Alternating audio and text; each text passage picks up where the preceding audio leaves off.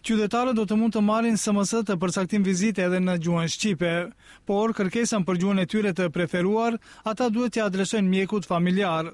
Sqarimi është bërë nga Ministria e Shëndetësisë, e cila ju bën të qartë gjithashtu qytetarëve se mesazhet do të shpërndahen me 16 dhjetor, fal sistemit për caktimin elektronik Vizita Ime.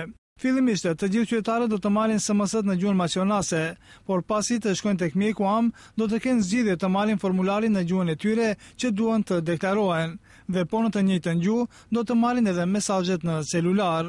Përveç gjuhës, qytetarët do të kenë mundësi që përmes të njëjtit mesazh të mund edhe të anulojnë kontrollimin e tyre, duke dërguar mesazh në numrin 144 për t'ia lënë vendin pasardhësit në listën e pritjes. Mesazhe SMS do të marrin edhe mjekët, ata duhet të jenë gjithashtu në dieni të numrit të kontrolleve dhe ndërhyrjeve gjatë orarit të zakonshëm të punës për çdo ditë të nesërme.